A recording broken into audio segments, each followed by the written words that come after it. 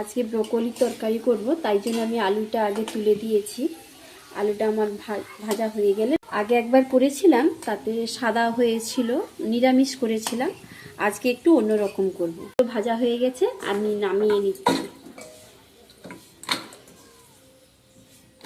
ব্রোকলিগুলো একটু ভেজে নিচ্ছি, কড়াতে তুলে দিচ্ছি। এগুলো ভাজা হয়ে গেলে নামিয়ে নেব।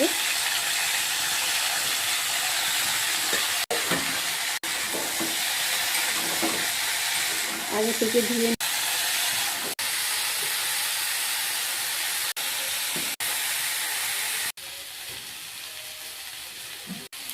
জেঠিমা তো গেছে জিনিসপত্র ধুতে, আমি একটু নেড়ে দিচ্ছি।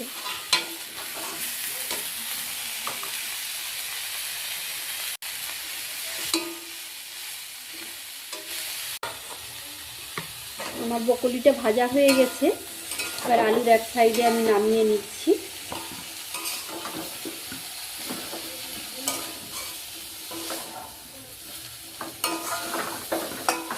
এবার আমি তরকারিটা তুলব, নামানো হয়ে গেল।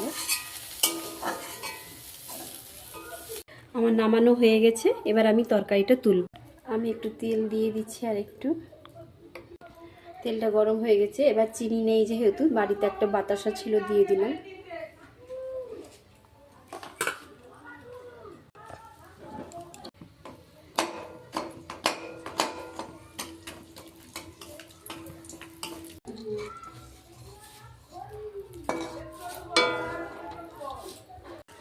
এখানে আমি পেঁয়াজটা ঝুরিয়ে নিচ্ছি, ঝুরাতেই বাটার মতো হয়ে যাবে। তোমরা চাইলে এইভাবেই করতে পারো, অনেকে সিলের অসুবিধা হয়। এবার আমি একটু 5 ফোড়ন দেব, একটু সাদা গোটা জিরে দেব। এবার আমি তেজপাতা দিচ্ছি। ঝাল আমরা কম খাই বলে সেরা কাঁচা লঙ্কা দিয়ে দিচ্ছি 2টো। এবার টমেটোটা দিয়ে দিচ্ছি।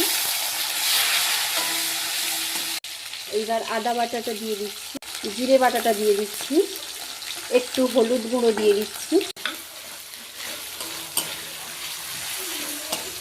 একটু কালার করার জন্য কাশ্মীরি লঙ্কা গুঁড়ো দিয়ে দিচ্ছি।